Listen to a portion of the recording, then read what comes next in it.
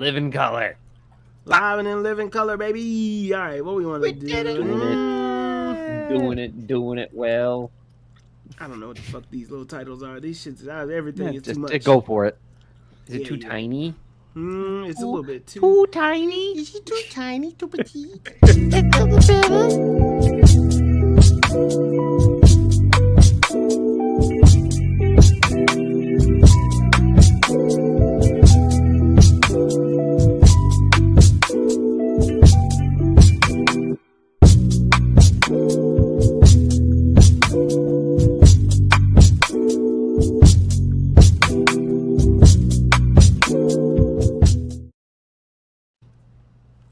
Welcome to Films in Black and White, everybody. How are you all feeling? It is a fantastic Monday to be with y'all. We got and happy first day of fall if you celebrate. Yes. Fall solstice. Fall solstice if you celebrate. Equinox. We're on the equator. Got it. I don't want anyone in retail to be like, free pass. Start putting out the Christmas shit. No, it is. Because it's still September. There's nothing between now and... There's Halloween, Marcus, and that is my wife's birthday. So... Oh my God, you trying to gaslight me. And Brian, you have children, and you mean to tell me you're just going to breeze past Halloween? Look, all I'm saying is like it's time, okay? Like it's time to start thinking about what you're gonna be getting people. Okay, now's the time. We did have a conversation in the chat about our gift exchange. I mean, we did, which is fair. We did. I'm not ready. Like I was in Lowe's today, and they had all of their Christmas stuff up. And do you know? Like I think the nexus of the universe is in the aisle between the Christmas stuff and the Halloween stuff. I think if you step into that aisle, time just slows down, and there's just nothing going on at all. But in that same vein, we are going to do a little bit of a fall rundown courtesy of one Brian Roush. We're going to catch up on all the different things we got going on around the horn this week. Marcus is going to play Black Flag, so enjoy... So he's gonna try. He's gonna try to play Black Flag while also having a conversation with us. The problem with this game is it's so open world. This motherfucker just snuck up on me. They can follow you up the damn ladder. Like that shit wild as hell. Yes. Oh, Marcus, wait till they follow you like onto boats. Like so, if you're on your boat, they can like just swing across like onto your boat, and you're like, what do I do now? So, it's a whole thing. They're relentless. Some of those ships will also follow you in Assassin's Creed Black Yes, Flag. they will. Yes, they will. There's no escape. But that's also kind of the fun of it, which I appreciated. So. I do like the story. Sorry, I know you're trying to get the intros out. Wait. No, you're fine. Marcus, turn the TV off. How you feeling, sir? I'm not turning this TV off. I'll tell you that. I want to turn the TV off. But there's a cat. What does a cat mean? Does a cat do something? I don't know. Anyway, I feel good, man. I'm happy to be here. I just had Kendrick stuck in my head today that turned the TV off. Plus, I want to turn the TV off every time I log into something and see more bad news. Yeah, if you've ever seen The Wiz, the only song I have in my head is "Don't Nobody Bring Me No Bad News." Like, have y'all seen The Wiz before? Mm-hmm. I have the black version of The Wizard of Oz. Yeah. I have once, but it was a while ago. Great movie. Anyway, I'm here. Michael Jackson. Happy to be. Yeah, Michael Jackson is a scarecrow. Recipes. Oh, that's right. Doug, you yelling. And Oprah's in that too, right? No, Oprah is not in this. Who's the famous black lady in that? There's It's not Oprah. Who is it? No, it's you got Diana Ross. Diana Ross is in it. The fact that I confused Diana Ross with Oprah is a problem, and I want to acknowledge that they're not the same person, and I don't know why I went to Oprah first. Nor do they look alike. This is me holding up a mirror to me going, that was not okay. So I recognize that's not all right. So here we are. They're very different people. Doug Apple Farmer, how are you doing since we're already here? Good brother. Go ahead, take it from there. Besides digging myself actively a deeper hole, doing good, man. It's as you can see, in a new setup, in the new house, which is really exciting. I got new internet. Also very excited about that. So we'll see if that works out well. But Did yeah, you switch, man, did you switch brands on the internet, or how did you did. go about it? I Wow. did. So mainly because this house was already hooked up for a competitor. So no shade to my previous, but it's like if all I have to do is hook up a router and that's it. Right. I'm all for, especially in the middle of a move. There's so many other things that like you have to do that I was like, let's make this one as easy as possible. So Right. so doing that. So again, just unpacking, getting settled into a new space, which is really man. great. My feet hurt like a I bet lot it because you're does, just bro. on I them all the bet. time when you're just like unpacking. And Oh. my AKA is fun fact about my new house. I have a full-on fucking apple tree like outside. Do Like you not really? like full-on apple tree. Like it's just there and it's Okay. full of apples. So if you need some and you live in the Vermilion area and you're like, hey, I want to make an apple pie, but I want to go and buy like 5 pounds of apples to make a pie, like just come on down to my house and Do you have to take as care many of it? as you Like, want. how does that Huh? work? Apples. Oh, Marcus, yes, I do. Oh. So today I had to mow the yard for the first time, and I had to pick up a shitload of apples. You're just So I had apple so I picking. bought I bought a 32-gallon tub from the store way. to fill with apples that had fallen on the ground. Brian, I filled 1.5 tubs of apples that had fallen on the ground. You might as well get the kids to set up at the end of the drive and be like, I'm ready to sell apples. But here's That man living but the here's the- American dream. but Brian, here's the problem.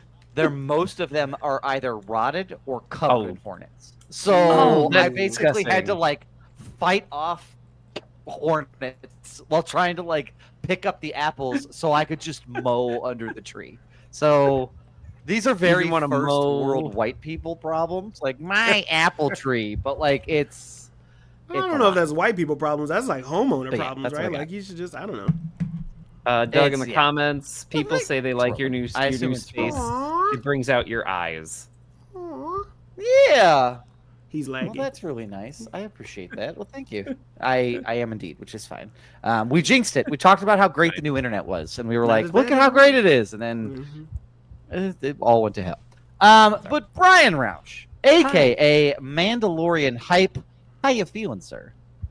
I'm feeling good. I got a good dopamine rush when the Mandalorian trailer came out today, so that I felt joy there, so that Yeah, felt you good. did. Got a Oh, big yeah. week at work, so I'm really happy to kind of anchor my week with my guys here. Talk about yeah. talk about all kinds of stuff. I also made this fall movie tropes bracket, which really excited to share with you all. I'm excited to see it. Yeah, So I'm excited to share that. Also started watching. So we watched Scream this weekend, which Okay. we'll be doing a classic rewind review for the pod next week. We'll be talking about yeah. Scream.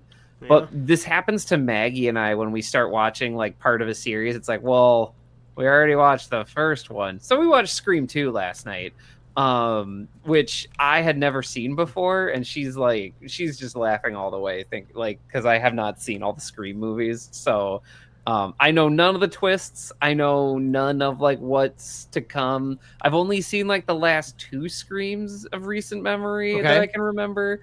So like I'm going back to the lore like on a foundational level. So that's been fun. Okay. Brian, you are typically a horror movie person. Yes, Do I you Call you find a as we whore. I mean that would be a bold No, move. Doug did enunciate Brian, correctly. Brian, you are typically a whore.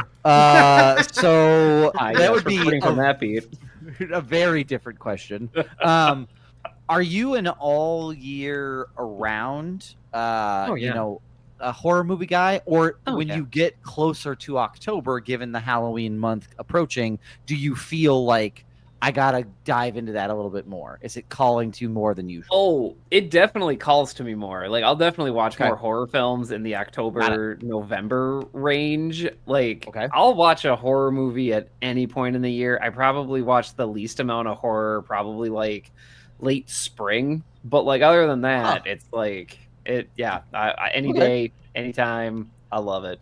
Awesome. Love that for you. Yeah. Okay. Yeah. That's not really my bag. I'm excited to get into Scream. Hey. I saw it once Oh, a long time ago, right. but it Yeah. has been a minute. So, Well, yeah. and I think you'll like Scream because there is like a horror element, but it's basically a whodunit. Like it's honestly more of yeah. a mystery than a horror to me. But Got it. I also understand that I'm desensitized because I'm an elder millennial and I saw a lot of things on TV at a very young age that I shouldn't. So I'm like, oh, that dude, reasonable. that lady got stabbed in the chest. Whatever. I eat that for breakfast. Let's that shit move was this crucial. along. Yeah, that shit. You was know. crucial. Yeah. Get up, go. You know.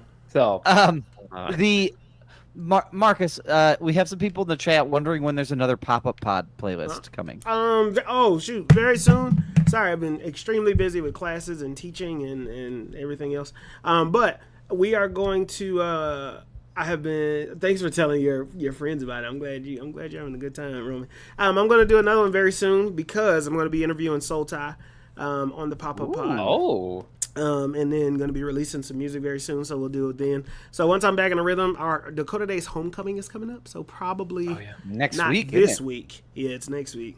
So probably not this Sunday, but next Sunday we should be back with a pop-up pod. I've been listening to hella music, Justin Bieber, but we'll be back soon. You dig me? I've been on a Chapel Roan kick, which is new for me. She's pretty good. Not gonna lie. Wow. I don't know her. Awesome. I don't know her personal beliefs or anything like that. So I do want to say that before I become a fan of white people or anybody really nowadays. You really gotta put a feeler out there, You do gotta speculate. You do have to add that caveat. There's like Check it. it's a half step of like, I don't know until I find out. I don't know that white guy, but yeah. Big fan, like the guy who fucks the tornado. Big fan. Haven't heard anything bad about him Glenn yet. Powell. not yet. Yeah, not Glenn yet. Powell. Yeah, Yeah, he seems all right. he does seem all right. I do Yeah, want he to take seems one. all right. I do want to take one moment, if you will indulge me both for a moment, Yeah. to do this. And I know it's like a wild card out there. Like Okay. I know I didn't run this by you, but I do want to say that me as Doug Wagner, not affiliated with this particular pod or anybody else, like I do want to just add a brief comment about some of the stuff, like the Jimmy Kimmel stuff that's happened over the course of the past week, and to just say that like I don't believe that I think that the administration's overreach of censoring someone based on their comedic take is a problem we should all be really concerned about. Like, and so if you're not, and I want this pod is fun. We have made tons of jokes. Look, if I was held to account for every joke that I have made, I would be in a lot of trouble. See my confusion of Diana Ross and Oprah earlier. Like, there are so many problematic things, but I think that free speech is always a way in which we bring some of this stuff out, and it's the way that, anyway, it's just me. It's a very clumsy way of me being like, I stand with Jimmy Kimmel and the way that he was treated and the way that this whole went down. I don't know anything about the man personally, but I do think that what's happening is cause for alarm that we should all be concerned about. End rant. No, and I think the one thing I want to add too is that I think it's important to have this amount of freedom of how we speak, because there's growth there too. Even when you were talking, Doug, like there's development here, and you have to have that space to do that. Right. And so 100%. having this type of free speech and being able to hold that space for that development, for that change, is incredibly important. And we'll get into it as a news item, but yes, like absolutely all of us here at the pod believe in free speech, and that government censorship is bad if that needs to be said. It's like the second step. If there were circles of authoritarianism, we're like in the second one. Like, it's like the first one was there was the first one, and then like, you see what I'm doing with it's a Dante's Inferno allegory of like, hey, we're in the rings. second ring of authoritarian. CC starts going like, hey, we need these people to play ball or else, oof. Like, we gotta watch for that. So, but yeah. Anyway, that's all I had. Right on. I ain't got nothing to say. You're not getting me fired. I do want to make sure that it's very clear. that that was my thought and is in no way, shape, or form representative of the thoughts of my colleagues. I don't represent the University of South Dakota when I speak. I am a private citizen that pays taxes for whatever and however long that still matters. Maybe I'll just be a restricted citizen that still pays taxes, I guess. I don't know what the fuck that looks like. But, you know what I mean? My thoughts and opinions on this movie, comic book, social commentary podcast. I mean, a lot of what we talk about ties into our normal beliefs. You call it liberal, you call it conservative, whatever the fuck you want to call it. I call it it's just being us. The things that we stand on as men, as fathers, as sons and brothers and all that other good stuff like that. Like if the things we say on this podcast, and we push the envelope in a lot of ways, and I'm right there along with Doug. But if the things we say on this podcast makes you itch, this maybe is not the right place for you. Because nothing we say is out of the norm, and nothing we say is like this extremist ideology. All we talk about is respect and inclusion and actually liking to see diversity in things and diversity of thoughts. And maybe we just three guys that like to agree with each other all the time. But guess what? It's our fucking podcast. And so that's what we like to do. God forbid being just a smidgen kind. Like God just a forbid. little bit. Like, just a little sympathy and empathy. Yeah. Just a little bit. A twinge. But let's get into Catch That Quotable, shall we? I mean, we got a lovely quote that was submitted by Roman, so I want to make sure that we get into that. So here we go. Silky sounds of Marcus J. Gentlemen, are you ready for this week's quote? Hit me! Hit me! You keep going, Doug. Your internet's gonna. You gotta fight through it, brother. You gotta fight through it, man. Now I'm wondering, is it StreamYard? Like now I have to ask the question. We have a whole new house. It's a whole new house and new internet. Like it can't be. It can't be all of that. I knew something went wrong when like I had like windows on my screen like just start flashing, and I was like, well, this can't be good like at all in any way, shape, or form. So by the way, I also do think it's StreamYard. Anybody know what sword sets I should get? Gentlemen, here we go. I'm gonna read it. Just wait for the delay. Here we go.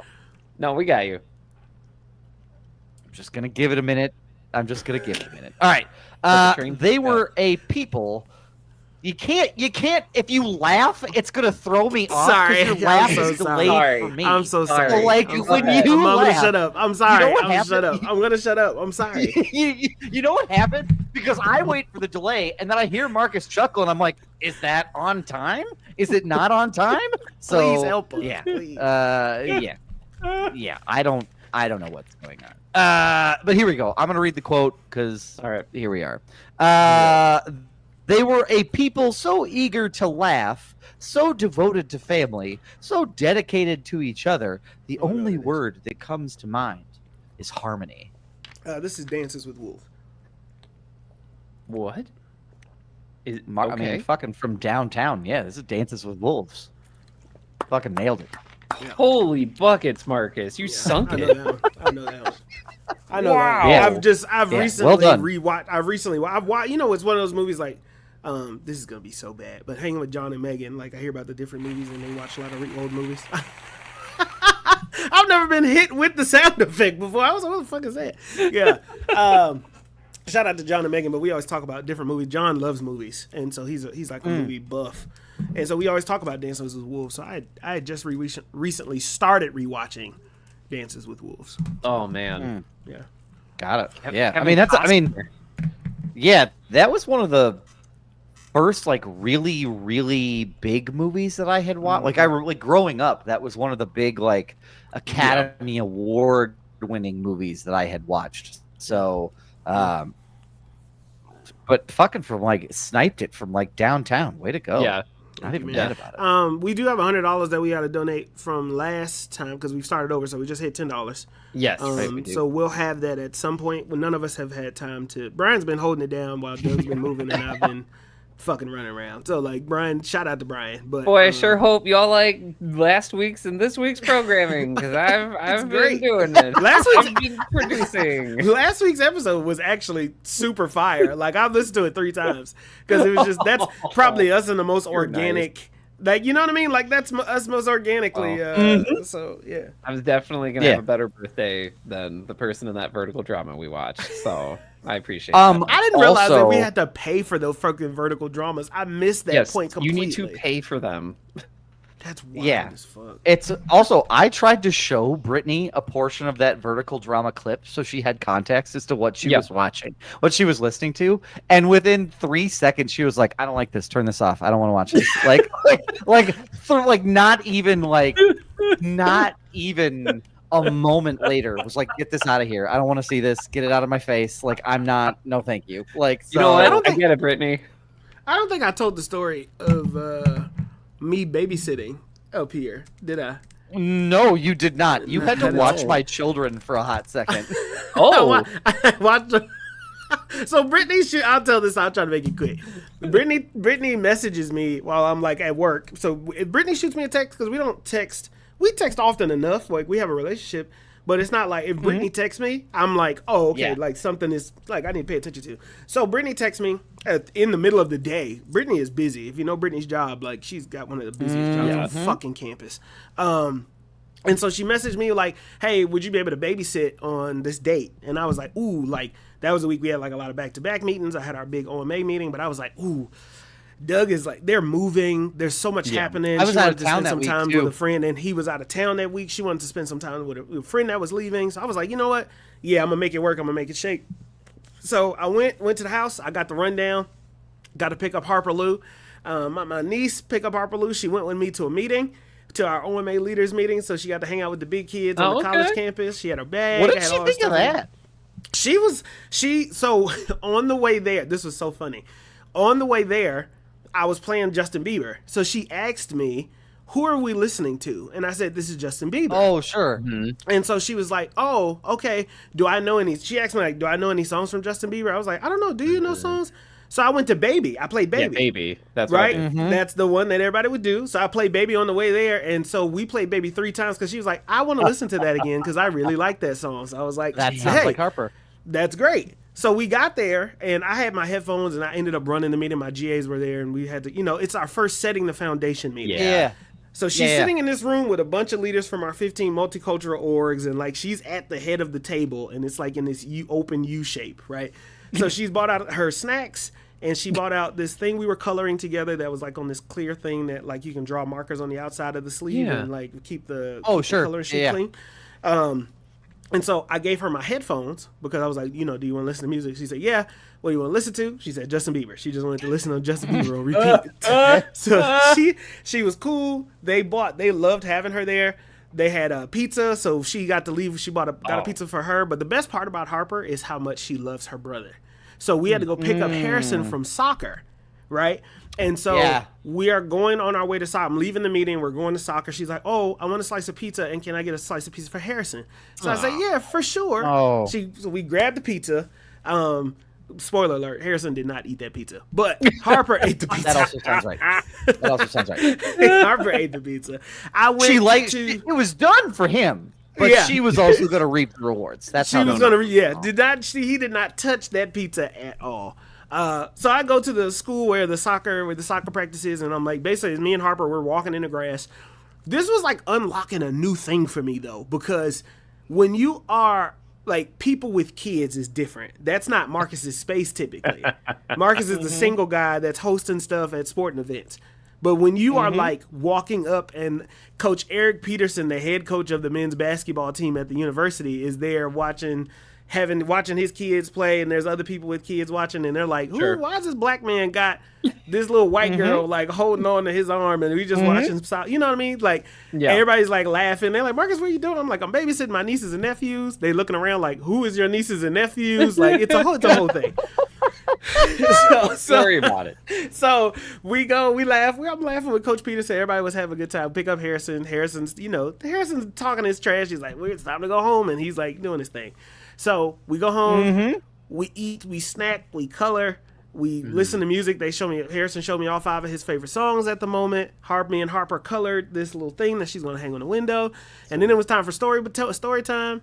And we got done with reading like 2-3 books. And then all of a sudden, the next thing I know, I was like, all right, it's time for bed. And Harper says, I'm going to sleep out here. Welcome to hell. Harrison grabs all of his stuff out of his room, puts it on the couch, and he's like wiggling for like 10 minutes trying to get situated and get his e-reader book. And then next thing I know, Reagan is crying. Welcome to hell. Reagan starts crying. So, of course, they're like, oh, Reagan wants to get out. So they let Reagan out. So Reagan climbs up on the couch, sleep. And Brian, within 15, 20 minutes, no less, because Brittany gave me a heads up. Brittany said, hey, don't be afraid. Harper might want to cuddle. She might want to hold your arm while she sleeps. So I was like, oh, okay, like whatever.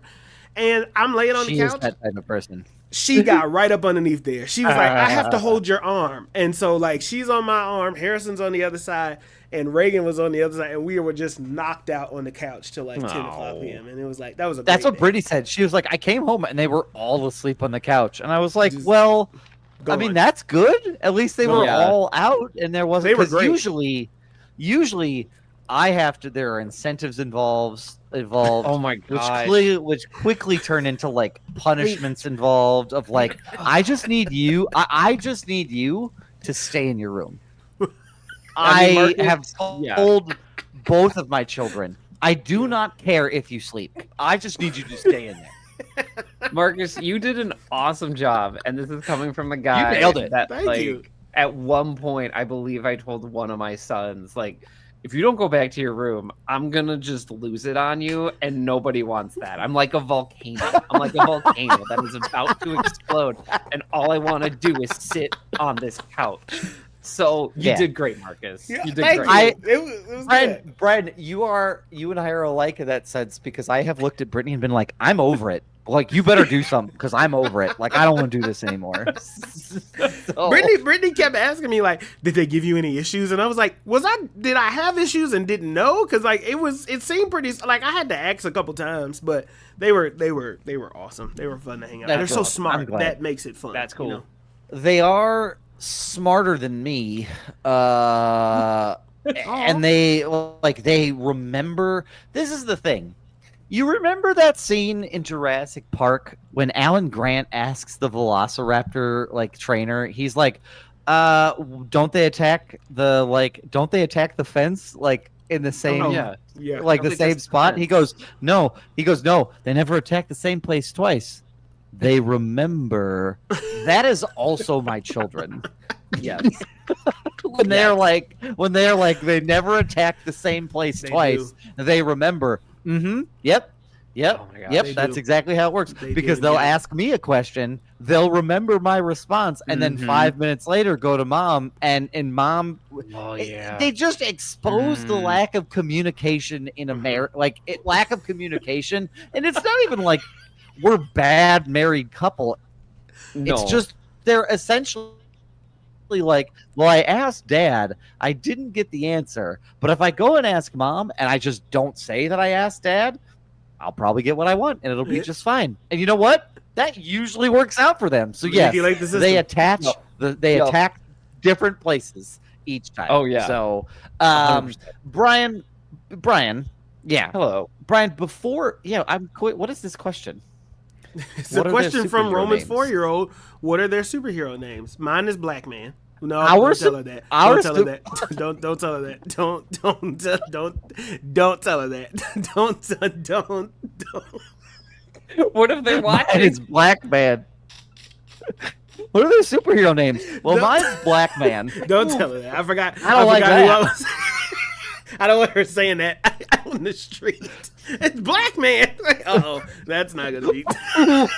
Yeah, the first time she meets you and she goes, "She Black Man. He's Black Man." Oh my God, it's Black Man. The background. She saw the background and asked. I mean, that makes sense. Oh, the background. Yes, Superman. Whatever you want. Power Ranger Superman. I mean, the Mocha Cowboy is a great superhero name. The Mocha Cowboy or Big Texas always does. Mm-hmm. Yeah, the Mocha Cowboy is a very Western themed. Yeah, I like superhero.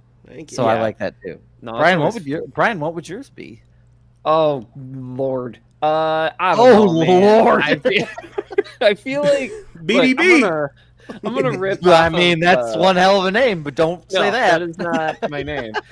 I don't know, man. It would probably be like, golly, I've thought about this probably not enough, but it'd be like something, I don't know, Captain Courageous, or I don't know, something, Ooh. Oh, got it. something like I like that. I'm that, ripping off of Cap here, I like but that. something like that, an ideal of some I wish- sort. Uh-oh. I would one. He's 'cause coming I back. feel like that would be mine. Sorry, can you repeat it? Yeah. Repeat Yeah. that one, Doug. I said the Crimson Dynamo would more than likely be mine. You want to be the Russian robot Russian from Iron Man. See, that's the thing. I wish it wasn't the Russian Iron Man because I feel like that fits me. I don't know, because I get You really want to be Mickey Rourke? red when I No, get he mad. wants to do I mean, the voice. no, I don't. But He wants to do the voice and have access to all the Iron Man stuff. That's all Doug's like I power mean- fantasy is like. I can do the voice. No one can tell me no because I'm in a tricked out I want my military bird. suit. I want my I would bird. like bird. I would Yeah. like my No, no, no, bird. no, Your no, combo no, no, no, between no. my Robots Iron That's better. not Man. my bird. I asked for suits. Suits no good. So it's no good. Robots and No good. robots. Robots better. Meanwhile, I'm glad I'm like you a said that. Saturday morning cartoon. Like I'm Captain Courageous. Yeah. Remember to thank your loved ones, everyone. And he wants to be the Crimson Dynamo. That's such Meanwhile, Doug's like, deep "Ah, yeah, pull." cool. That's more Austrian. But Brian's like, hey, make sure that you help old ladies cross the street. And I'm like, I will kill you in your sleep just for thinking wrong things about me. Oh my God. And I said black man. Like, this is a Yeah. terrible team. Wow. This team's This spectrum team is just far and wide, man. greatest Oh. crossover ever. That's one hell of a Saturday morning cartoon. The That's Crimson incredible. Dynamo, Captain Courageous, and Black Man. So, that show's getting canceled in like 3 Fight- episodes. Fight. I was gonna say They, 3 episodes too. they fight the government. That's the question, Brian. Who's gonna stay 3 episodes for that shit? Hey man, why y'all cancel it? I mean, we deserve a chance, I think. I think mean, we've earned it. You So know, the Crimson Dynamo and Black Man, like Captain Courageous, got to break us up because there's going to be some type of on. racist remark. I mean, Come on. Don't. it- Come Don't. on, guys. We're all friends here. Like, Why did you make him I sound do not, like that? I do not I like guess how I'm he looked at Mickey. me. What'd you say? He's Mickey Mouse? What I the don't fuck know was why. that? Because Hey, I don't know who you guys. are. Yeah. Hello. This is hilarious. What's What's Mocha? What's that? Mocha? It's how me. much time do you have? It's me. I'm Mocha. It's me. That's the symbol. Fine quality. Let's hit it, man. Let's hit it. Before we get into Brian's curated false, I did play action, if you don't mind. Oh, Sure. what's the? Of course, good both action? of you are listening. There you go. All right. So, as a reminder, the way this works is they're going to give you a series of 5 movies. You got to give me the connection between them all. I'm going to give you the first 2. You are welcome to Google the first to see what the connection is. So, here we go. Your first one is the 2010 classic Legion, and your second one is the 2006 movie Annapolis. What in the fuck? I'm sorry. What was the year of Annapolis? 2006.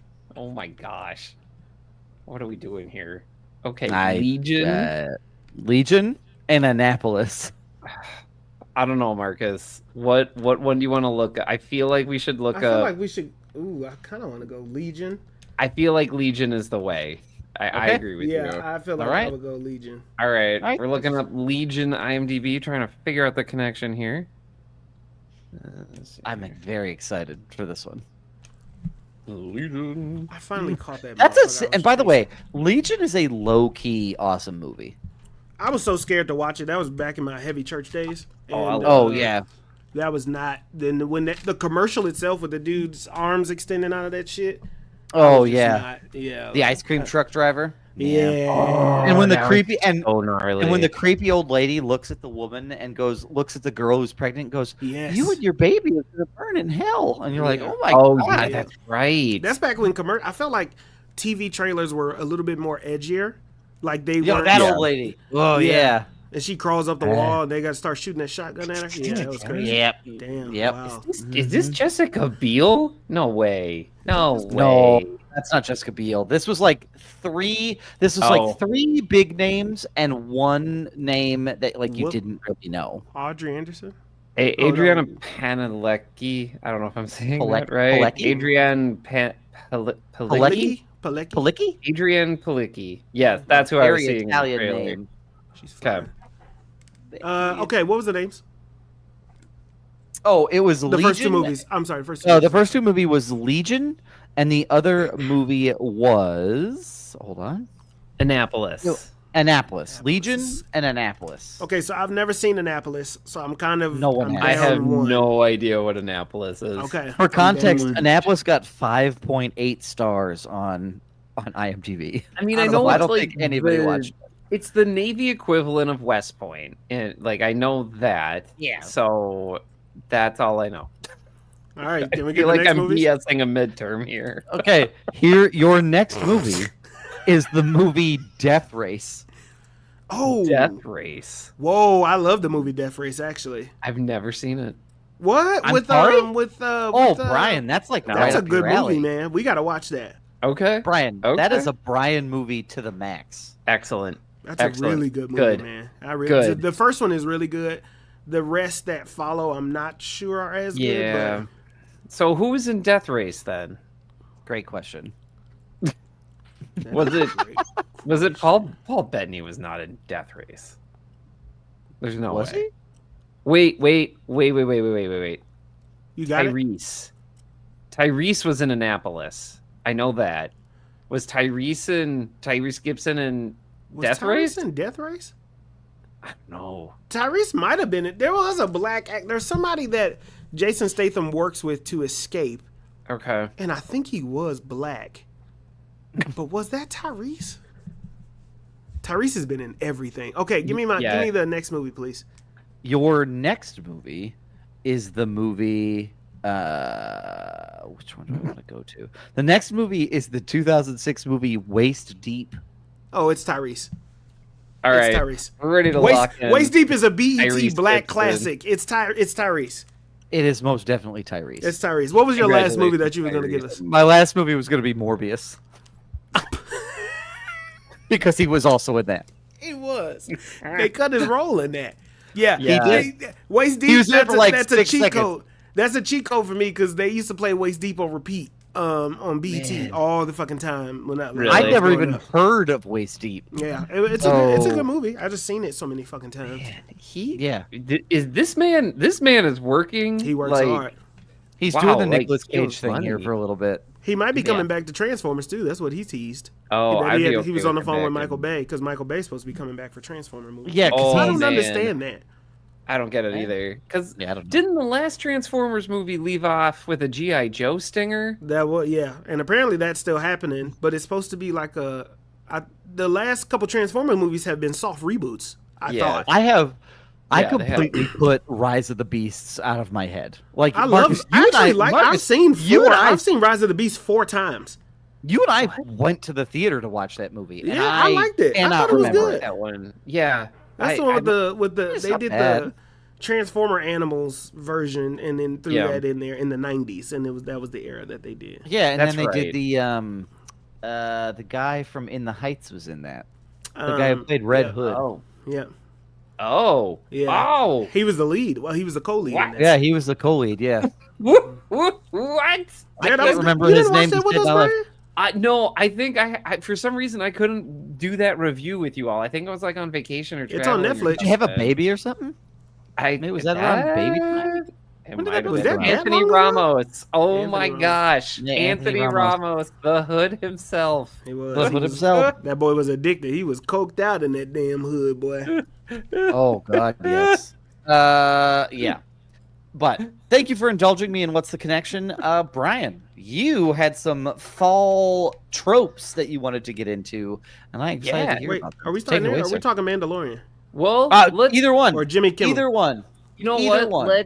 Let's end with fall tropes. Because I feel like that'll be a good discussion. And then Okay. the other two items are just these things happen, let's talk about them really quick. These things Okay. happen. Well, Which and thing that happened do you want to talk about first? Oh my gosh. Well, and it relates. So I'm bringing up Jimmy Kimmel because there is, so for context, like 2 to 3 hours before we recorded this podcast, the announcement was Yes. made that Jimmy Kimmel's show would return to ABC starting tomorrow night, Tuesday, 23rd. The Rapture's coming. Yeah, like it's coming back tomorrow. That's what they said. So, which is a pretty big about face. I mean, that's what they said. I don't think they're taking me.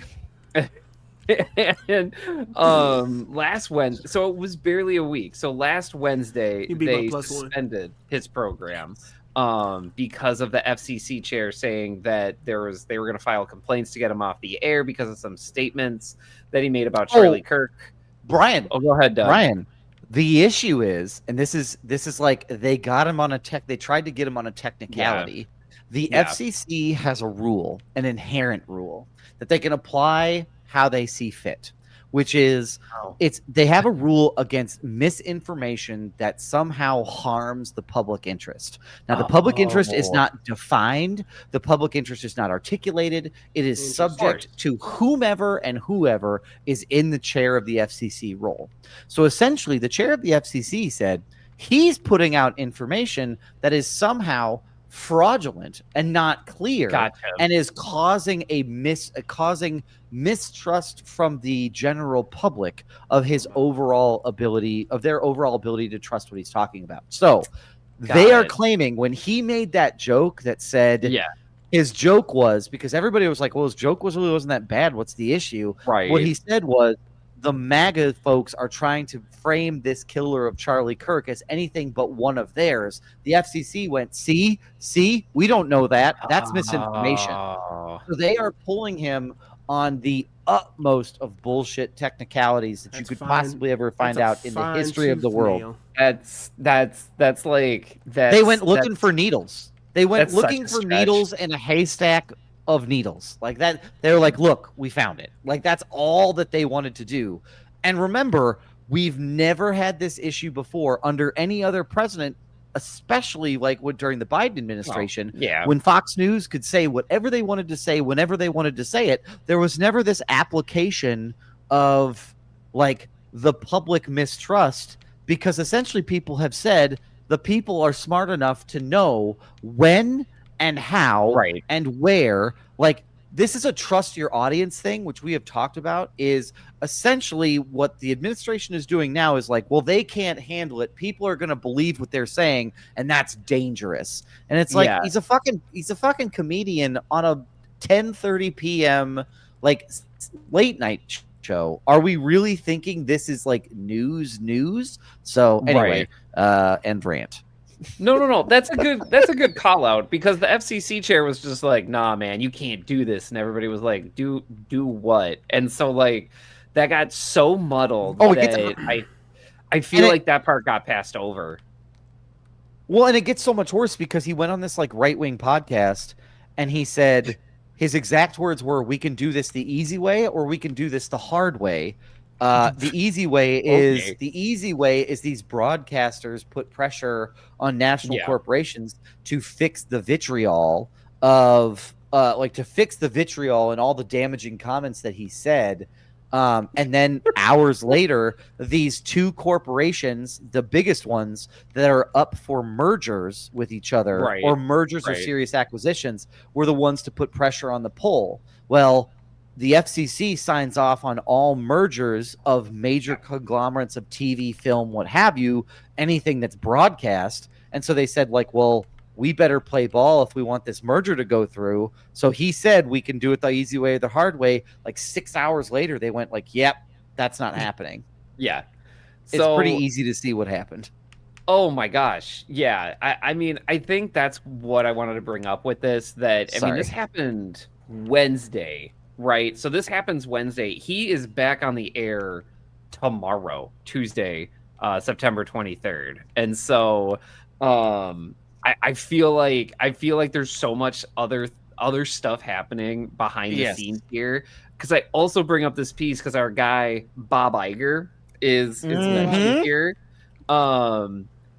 And so basically, the one thing I wanted to highlight here, because we have recapped Bob Iger's experience at Mm-hmm. Disney before. We know he really likes his special bathroom and his 2 shower days. And if you don't know about that, feel free to go listen to some of our earlier podcasts Look recapping. at what we talk about on this podcast. Hey, you can go figure out his time at Disney and why he needs that special shower.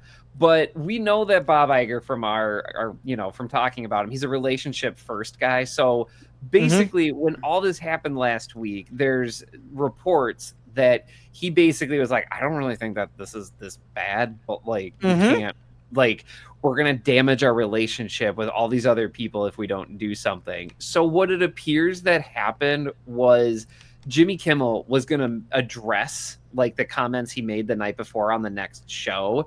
And Mm-hmm. so Bob Iger was looked at the monologue. So like head of Disney's looking at the monologue for one show, and he Mm-hmm. looked at it and goes, "This is going to make the situation worse." And this is coming from reporting in the New York Times, by the way. Mm-hmm. So he looked at it, goes, "I don't think this is going to help. Sorry, you're just off the air for a little bit." And so basically, Kimmel's people and Disney's people talked for the past like 3 days, and now this show is back. Mm-hmm. Nobody explained the decision, but my guess is that Bob Iger probably played a really big part in trying to get Jimmy back to the table. A lot of people are like, Yeah. oh, like like everybody canceling their Disney Plus subscriptions like worked and all this Nope. stuff. And it's It like, did I not. feel there's so many other things happening here that I don't think it was just that one No. thing. No. And so that's why I wanted to bring it up. I'm glad Jimmy Kimmel's back. I really hope that he is able to say what he wants to say without having his wings clipped, because that's a big part of freedom of speech. And I'm curious what that show is going to look like tomorrow. I really Mm-hmm. hope it is a similar monologue that he was going to give last week, but they're going to have to address it either way.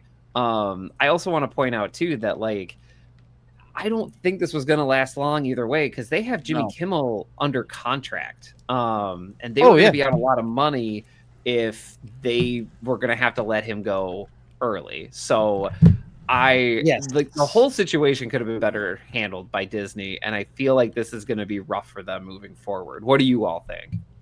Here's the other thing. I think there's two things at play here. I think the first is I do think that Bob Iger, having been involved in the last Disney versus Trump administration issue surrounding the Right. Disney parks in Florida, uh, I do think that there's something to be said of, well, that was really expensive, so it's better for us to Yeah. get out ahead of it and to avoid the litigation that will inevitably come. So I do think this is them trying to learn their lesson and say, we tried to fight DeSantis in Florida.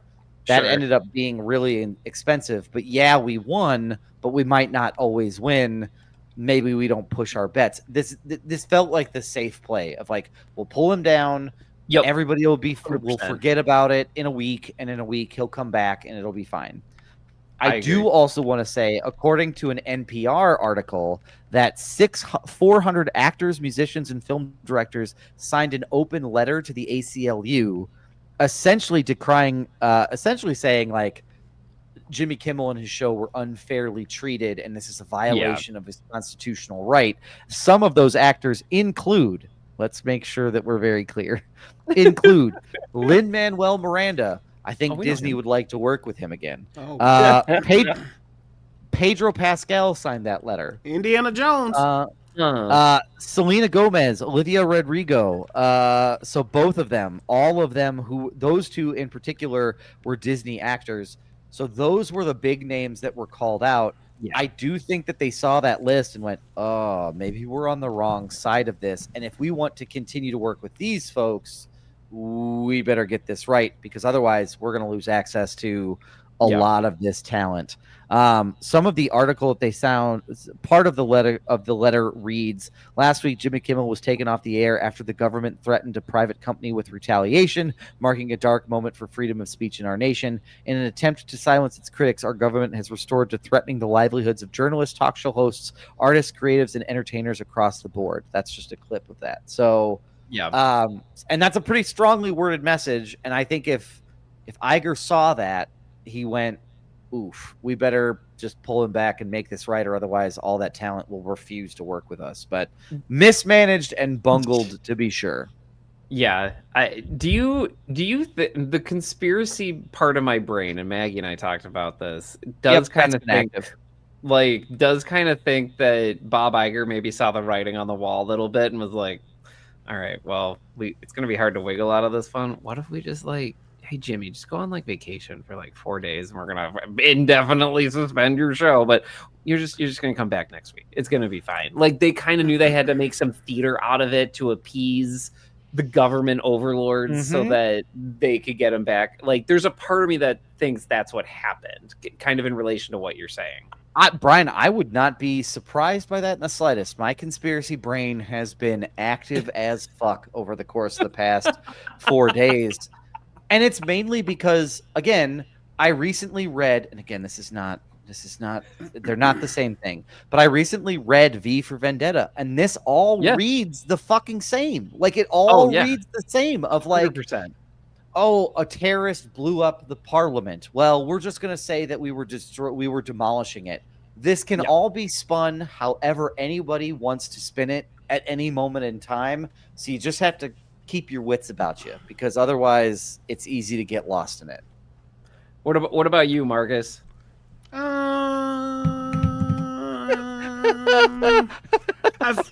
think that I think you play a dangerous game. Mm-hmm. And some of the backlash that came was not just from one side or the other.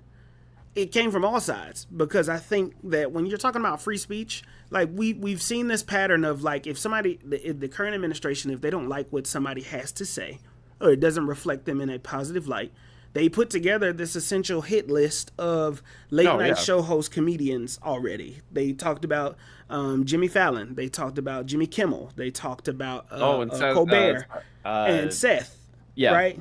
Seth Meyers. So like, all of these people have criticized the administration, right, and made fun of in a way that they didn't like. So, you know, I see the conspiracy of like, yeah, maybe you did want an example and just wanted enough noise to know that, yeah, we can do it. You know what I mean? And I like, would believe, hey, we can do it, and I want you to know we can do it. And that's not necessarily the right thing. When you start playing with free speech like that, I think you get more of an uproar from people than what you were anticipating on all sides. Right. Because if you do it for that, the backlash is like the next person that's on TV that's one of your favorites that says it, they also should, they should be receiving the same amount of backlash, but we know that things aren't as even now. This is unprecedented. Yeah, no. That's the bottom line. Yeah. This is unprecedented, and it is just, it's fickle emotions and fickle feelings from people in charge, and that's the issue. Ego is in the way. People want to put their ego on the line, and if you start playing with free speech like that, we're having this issue now, like with professors, and we're having this issue now. Like, if you can do it to the rich white man that runs that is a comedian that makes his premise and his ducats on making jokes and criticizing, what does that mean for everybody else? And not just race-wise, but socioeconomic, like in the tiers of what it means to be a system. Like, if you think that they won't stop at your tweets, your Facebook, your whatever, because it criticizes a certain thing, you would be foolish. I don't give a fuck what side you fall on. Mm-hmm. So, well, like, again, this is a dangerous game to play. I agree. I think it's just what makes this truly unprecedented for me is that the government has never gone after an individual for their speech. Why? Because the individual is protected. Their speech is protected. What makes this truly problematic for me is that this is the administration using an administrative and a regulatory arm to put pressure on a private company on how they do business. Because look, all three of us are at-will employees, which means I could say something tomorrow, and Anthology could be like, "Oof, didn't like that," and they could be like, "See ya," for any reason. Like, and in that respect, to a certain extent, I don't have speech. That's different than the government of Florida being like, we didn't like what Doug Wagner said about Boca Raton. He needs to be fired. And they find some other administrative reason to let me go, because that is entirely different, because that is them meddling in those affairs. And then it takes it from, look, as an individual, I was always safe. Now there's another area of my life where that safety is gone. Right. And that's a problem. Like that's fundamentally a problem. Look, I acknowledge that I can say something and in my work, someone can let me go for what I say. For sure. It's just, it comes with having a job. And in most states, and most jobs are that way. You can't walk into your boss's office and go, hey, fuck you. And then be like, when they fire you, be like, but what about my free speech? It's like, you're not allowed to say fuck you. Because there's consequences. Right. Right. There's consequences Exactly. to it. Right. But it's different if you said, hey, fuck you, and then a corporation said, like, that's a different, like, the government goes, that feels like insubordination, you should fire them. And they went, okay, that sounds reasonable. Like, that's entirely different. Yeah, it's just it's a very just because you don't like it, right? The thing about free speech, you know, they used to say you fight free speech with more free speech. That is literally what the Supreme Court said. The solution to speech you don't like is more speech. That is the way it works. Like that's what they said, at least. And now, so I'll put a bow on it, I guess. Like, we as a podcast, me as an individual, right? Even though I say, like, it doesn't represent the thoughts of my community. The bottom line is where it gets sketchy. If somebody just doesn't like you and doesn't like a view that you take, right? This feels like a lot of get back for cancel culture, or maybe it is cancel culture. It's just aimed differently. I don't know. Yeah. But if somebody doesn't like what you have to say, they can take that snippet, take it out there, make it out of context. Even with AI now, they can make it seem like something else completely different. Cut your slips up, and then you're out of a job, and then your life is impacted in a different way. So, like, this is just the times that we are living in. They don't lean towards community. They just lean more towards silence and isolation. And I think that that's the dangerous part. You should be able to, and you should vocalize how you feel without feeling the repercussions of those actions. Yes. Well, 100%. and Marcus, to your point, I think the other thing that, like, I think is what makes me really concerned is I'm not concerned. I'm concerned for now, but I'm also, my same level of concern would exist if there were even if there were a different guy in office, like, because the way in which things in our country have been operating over the course of the past 7 months is it's vitriol. Like, that's all it is. It's vitriol and tit for tat bullshit where it's like, we redrew our maps. Well, we're going to redraw our maps now too. And it's just at some point in time, this feels like an elaborate form of dick measuring than it does actual governing. And it's just kind of exhausting. And it's exhausting. It's exhausting. Sorry, go ahead. No, I was gonna say. Meanwhile, like, we have, kids who are like, "Hey, I'm hungry," and they're like, "Hang on, we gotta redraw some district lines." Hang on, Texas redrew their maps, so we have to do that too, and then we'll make sure that you have food. Maybe. Like, it's just like there's so many bigger fish to fry. I mean, there are people who don't have homes. You guys, like, that's a problem. There's wars happening, children dying, people aren't. You have to make a decision between groceries and a haircut. And, absolutely. There's a genocide in another country, and we're like, you know what's more important? This all feels like all you can really do. It's sort of like that panicked, like, oh no, I'm in danger laughing of like, oh no. I'm in danger. Like, and so, because again, this makes me worried for like 4 years from now. Like, I don't have the energy to watch a hopefully democratic administration do the same thing to the people. Like, at some point in time, someone needs to rise above all of this and go like, isn't this exhausting? Like, aren't we all tired? Can't we just all say, like, let's just all take our balls and go home? Like, we don't need to do this anymore. What if instead we just tried to make life just like moderately better for everybody? Right. Just a little bit. I never thought that I would agree with, like, I would agree with libertarians in the sense that I would say, like, what if they just governed? Like, what, like, a bold move, I know. But what if instead of, like, I don't know, getting into every single nuance of everybody's individual personal lives. What if they Yeah. just made sure all the roads didn't cave in? Yeah, that'd be amazing. That'd be And great. Roman in the chat says, "Get people in power that follow the golden rule." That would be really great. Would be nice. Which one? Rule number 5? Wash your ass. Well, no, I mean, yes, they should get everybody to wash their ass because that is a public policy I can get behind. Yeah. Wow, maybe that's a resolution Codify it. in the Yep. future. So what's Brian, funny what else we got? is, what's funny is I wanted to immediately go to Mandalorian and Grogu, but I knew that we could not avoid this. So I'm happy we talked about it. I do think it's funny the same day Jimmy Kimmel is brought back. They're like, hey, by the way, we got this Mandalorian and Grogu trailer. I didn't We even brought- realize that. Letting y'all know. Yeah. We Like, brought Jimmy Kimmel back, and he We're brought still the Grogu with him. We're still the good guys. right? So I want to call that out. I am a Star Wars fan, but I at least have enough critical thinking to be like, hey, wait a minute. I see what you're doing here, Bob. So anyway, Pedro I can be Pascal's going to be on the excited. show tomorrow. So I can be critical of the company that's producing something that brings me joy and also have the joy. So I'm gonna queue up this trailer. If you don't know, we got a trailer for Mandalorian, the And I have not Mandalorian seen, and Brian, Grogu. I have not watched this yet, so I haven't watched it either. this will be my first time. Here we are. We're gonna watch it live on the podcast. All right, my friend. Yay. You know what though? I should It mute does myself. help when you have audio.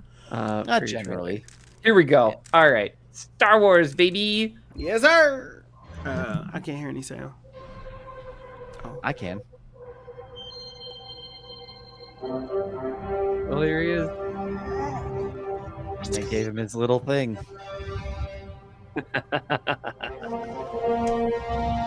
Oh, that guy's back. Babu Frick, or someone like him. Oh, hey, the it's Avatar. Sigourney Weaver? I feel like all three of us said a different character.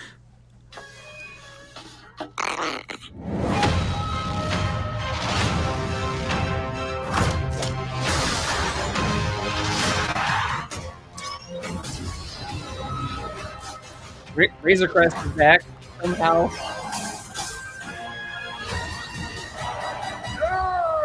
Impressive. Is that Jeremy Allen White? Right? Big growing scary monster. This is so interesting. Man. Ooh. Blowing up AT-AT, folks. We're back.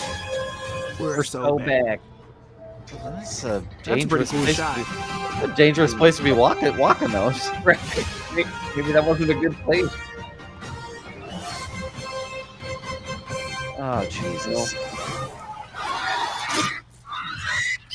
Good shot, baby. That's pretty cool.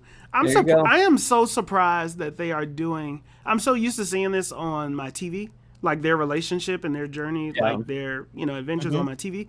It feels weird to see it on the big screen for some reason, but not like in a bad way. It's just like, how do you tell these stories that are usually 30, 45 minutes, maybe maybe longer than that? What story are you telling that's gonna be able to do the length of a full-time feature length film? Yeah, That's my question. Yeah. Well, and it's interesting because there's been reports that basically they're reshaping Mandalorian season 4 into this movie. Is basically what they're trying to do, which I could maybe see that. And honestly, I think from a storytelling standpoint, I do think there's a really easy route and very low hanging fruit for this movie just to like hit the marks and be good. Do I think it's gonna like hit the highs of The Last Jedi or Empire Strikes Back? Probably not. But do I think it's gonna be like fun, kind of like Raiders of the Lost Ark? 100%.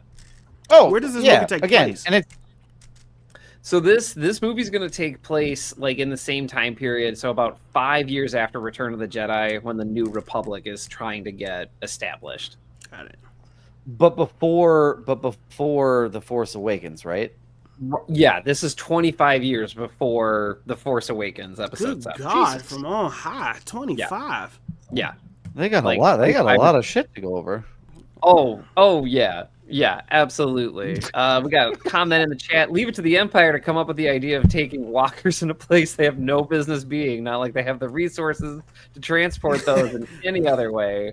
Look, if there's one thing I know about the Empire and Star Wars, they think they can do anything. So I have no question. Some Imperial commander looked at that very tiny mountain way path and was like, "Yeah, get 3 AT-ATs up there. Let's go." Yeah, we can do that. That That was a should be cool a shot, problem. though. That was Yeah, real why cool. not? That is a cool shot. It I looks mean, like a cool set piece. Brian, based on your like Star Wars knowledge and context clues Me. and Yeah, like Brian. just what you saw, give us some speculation. Like, what do you think? What do you think the Mandalorian and Grogu are journeying across the universe to be doing? So, look, I brought some visual aids here. I came prepared for this question. Ooh, I knew you would be. So there's this shot in the trailer where they're basically like scoping out an Imperial remnant That's a great settlement. shot. Oh, sure. My spidey sense is telling me that they're gonna be like on a job or something, and they're gonna get caught up in something so much bigger that the New Republic needs them. And I think that's why we had this shot of Sigourney Weaver. Because if you look, this is the same kind of ready room that Mm. the other pilots from season 3 were in. And I mean, like, you get to a point here, you see the Oh, look at Rebel them in the Alliance background. symbol in the back. You see there's other pilot uniforms too. And I'm gonna see if I can grab this shot. But you get to see, so you see the commander insignia on Sigourney Weaver's jacket, and she has a Rebel Alliance symbol. So I think Is that she's the gonna three be the little one. dots?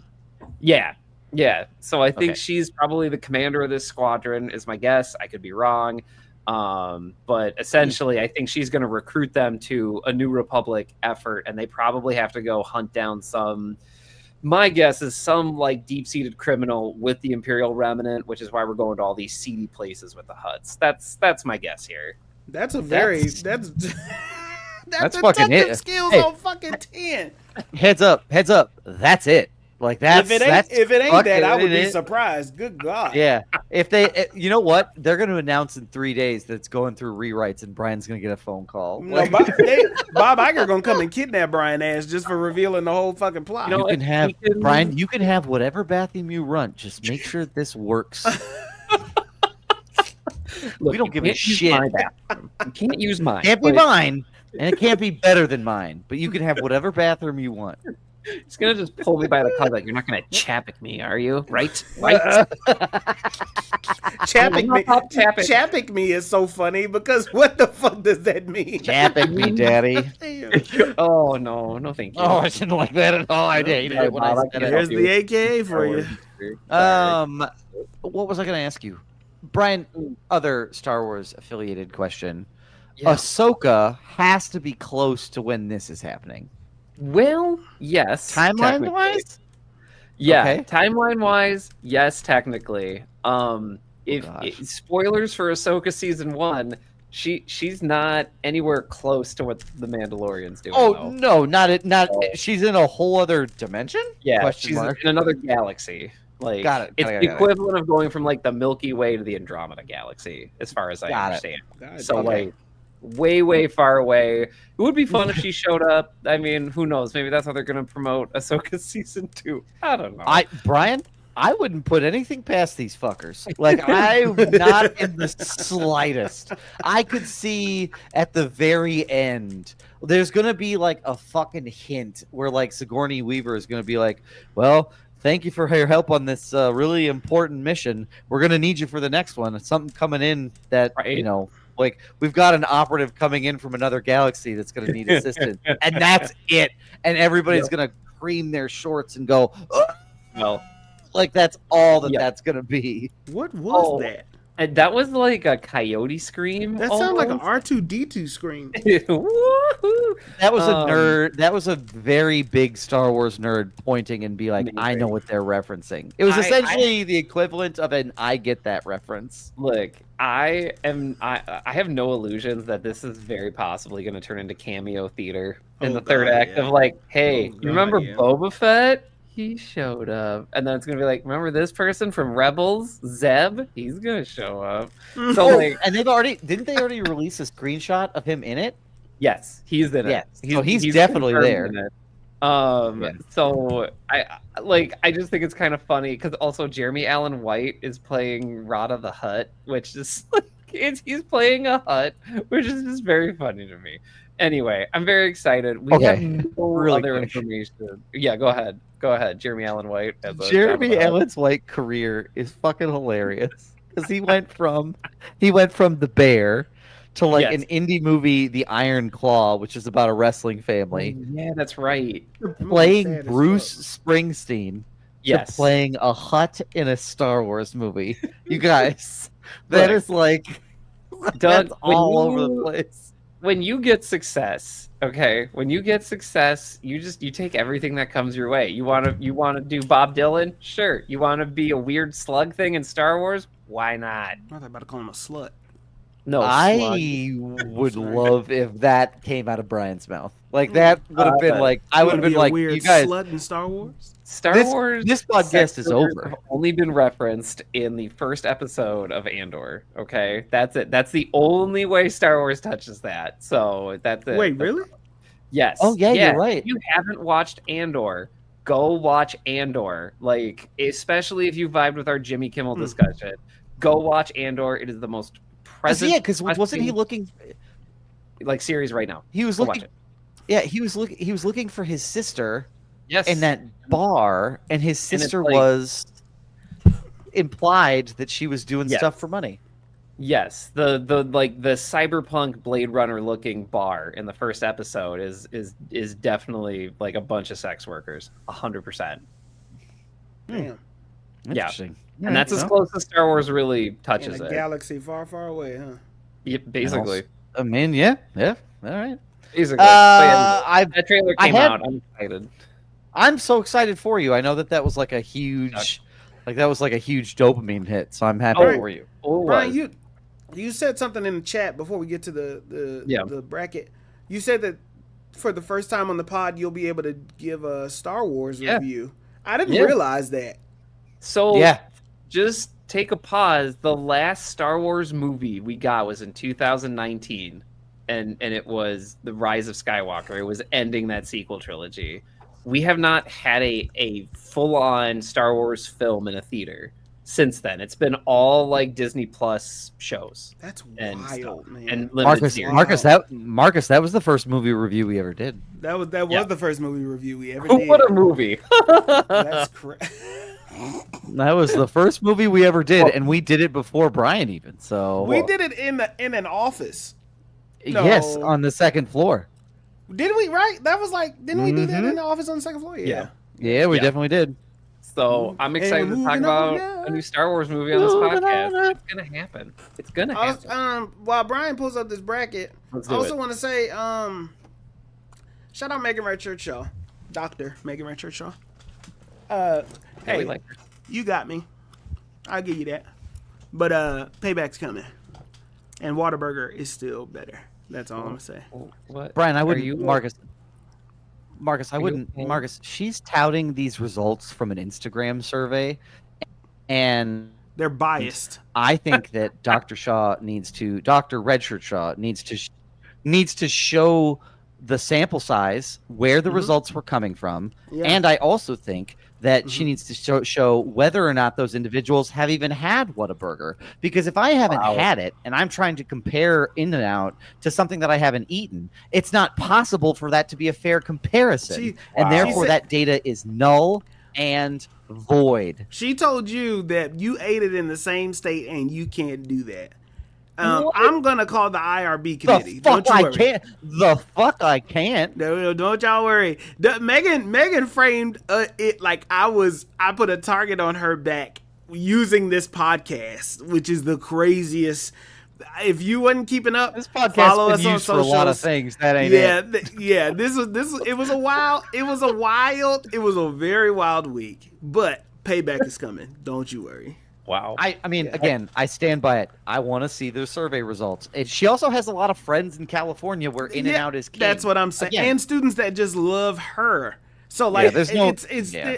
yeah. It's Until it's there is okay. another independent body that is willing to verify the results of my taste test, Yeah. my results stand. I'm calling Man. the IRB committee. Also, You should. the truth is, the funny part of it is, Whataburger and In-N-Out are incomparable, and In-N-Out is good. Yeah, I just think that 100%. Whataburger is like, it just. I grew up with Whataburger, right? Your And, mom friend of the- said your your mom was like right answer. She did. We grew up with it. When you grow up Yeah. with it in Houston specifically, the Whataburger is going to taste different. When you grow up with In-N-Out in California specifically, that's going to be a staple to you. These are all jokes. I don't really give a fuck. Like Megan is my dog. Like I don't give Megan, a damn. But this is as serious as a heart attack for me. Oh my like I God. cannot stress how seriously I'm taking this. Megan she don't give not a single damn. Not at all. Brian, what you got, Heart brother? attack.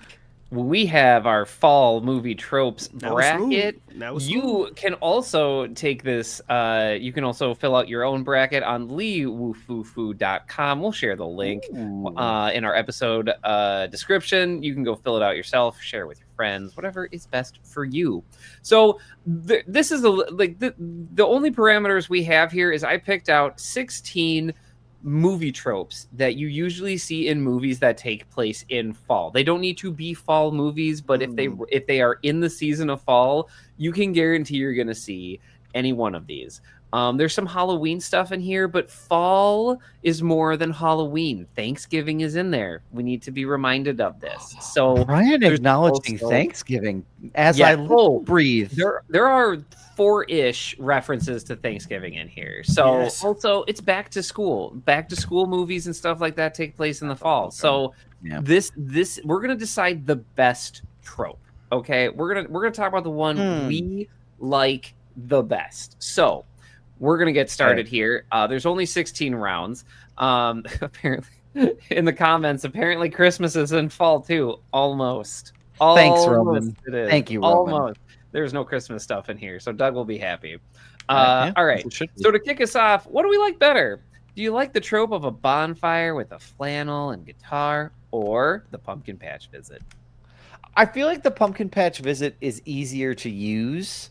Yeah, The Bonner with a flannel and guitar feels like really specific to a genre movies. Meanwhile, Pumpkin Patch Visit I could use for rom-coms, I could use for Halloween, I could use for just anything in general. So my vote is Pumpkin Patch Visit. I like Pumpkin Patch too because I always feel like anything with a bonfire and a flannel and a guitar just gets too drawn out. I don't know. I always feel like I'm like I've overstayed my welcome. Are you on board with this, Marcus? Pumpkin Patch over bonfire? I'm not sure what the question is. Which trope you like better? Do you like seeing characters go to the pumpkin patch? What or ship seeing are them you at the shooting bonfire? Sorry, I was trying to do the shooting challenge with the pistol, and it's pissing me off because the reload time is so fucking slow. Oh, yeah, Um, terrible. Yeah. I feel like I would. Y'all already outvoted me. I think I would go bonfire with a flannel and a guitar because that could turn into a scary movie. I think you know what I mean. Like, it can turn into like a horror movie. Like the twist could go different. I understand the pumpkin patch visit though, so yeah. Yeah, you either get kissed or killed at the bonfire. Yeah, so yeah. I get it. I get it. Yes. Yep. Brian. Yes. All right. Our next matchup is just general back to school drama versus the inspirational teacher speech. Is that inspirational teacher speech from a movie? That is Yeah. that's And Denzel which and one? what you call it? That's It's a great is that that's the not- debate movie. That's the Great Debaters. the Great Good. Debaters. Awesome. Yeah. I have not seen that. Now you should watch it. Why'd you laugh? Now I gotta make you watch it. Because it looks like without context for me, it looks like an AI generated image. Like it Nope. looks like it No, went, it's we real. need okay. Wait, you think the Denzel one is Right, AI and right. not the Riverdale and not one? the where they're- Riverdale one with airbrush- neon lighting. Well, I mean, Yes. that one was so clearly AI my generated God. that I didn't question it. That Look one at made me Archie's chuckle enough. face. There's no lines here. Like that show I is just, crazy as I hell. worry It for took a him. turn. I mean, also, yeah. Okay. So really quick, I feel like you can get one of these in the other. So like True. you can get inspirational teacher speech and also have back to school drama. So Oh, No, I'm hard going inspirational disagree. teacher speech. I'm going I inspirational disagree. teacher speech. I disagree. That can get me jazzed. You ever heard man. Morgan Freeman yell at the kid on the rooftop? You smoke crack, don't you?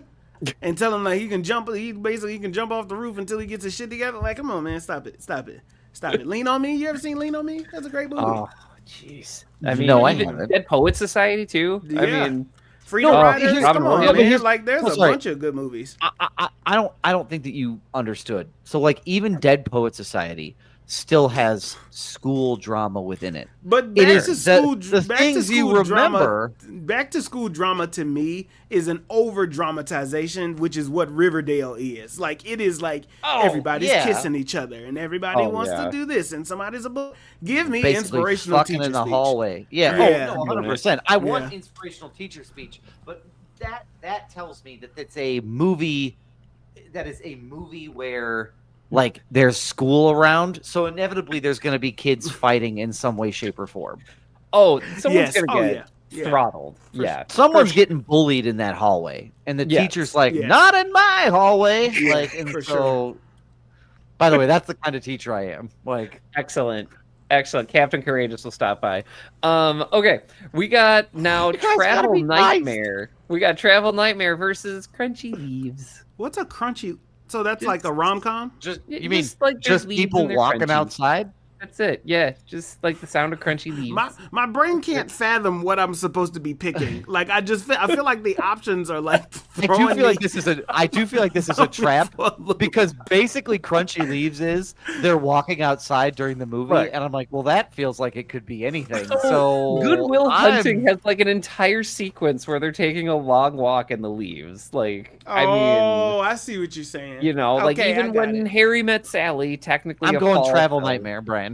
Okay, all right. This yeah. feels like a trap. Me too. I'm also going Travel Nightmare. I guess I'll go Travel Nightmare. I do like crunchy leaf scenes because they're like the good like people falling in love with each Yeah. other accidentally type vibe. Like that's good. Yeah, I like the trope of Travel Nightmare better. I just Two people that hate each other like soul brothers or Yeah. you know some yeah. Yeah. Our next one is The Witch Next Door. Just, hey, someone's magical down the street. That's weird. And Halloween Party Disaster. So, Brian's descriptions are my favorite. Somebody magical living down the street. Hey, that's weird. Hocus Pocus. Just like, oh, Oh. you're magical? Okay. Like, even Practical Magic with Sandra Bullock and Nicole Kidman. They're Or just like, yeah, Halloween they're Town? witches. They're Halloween Town. They're just, yeah, they do Short magic. of Hocus Pocus, you just listed movies that I've never even seen. Oh my god. Oh, you gotta watch For Practical somebody who Magic. hates Christmas and skipping over Halloween, you missing a lot of Yeah. fucking movies, man. I mean, Remember, I hate Christmas because it's fun to hate. So I'm going The Witch Next Door. The Halloween Party Yeah, I Disaster agree. is it's 50-50 because it can be very Yeah. corny. But The I Witch agree. Next Door, I've seen more good movies with a nice witch next door, I agree. like helping the young blah blah blah come into their Yeah. own as a teenager. Like I've seen, yeah. or it can give you like a plot twist where they start off really nice and then they turn mean. The Ooh, Halloween yeah. the Halloween Party Disaster Mm. always feels like it borders on it's really questionable behavior on behalf Yeah. of someone, where it's like someone's doing something like let's dump blood on her while she's in the Yes. bathroom. It's like that Yep. seems way out of line. So It- yeah, Witch Next Door is my. I personal agree. favorite. Witch Next Door is always more fun and cozy, and the Halloween Party Disaster always feels very forced. It's like, okay, we have to have a plot point here. Okay, got it. All right, Marcus, our next. Marcus, what's interesting? My doing something questionable at the party, like, or Did I say that's What? interesting? What? you said it out loud. You went, "That's interesting." I didn't mean to. All right, our I next don't know what I matchup- was responding to. I don't know. All right, don't worry about it. Our next matchup is Haunted Very House worried about it.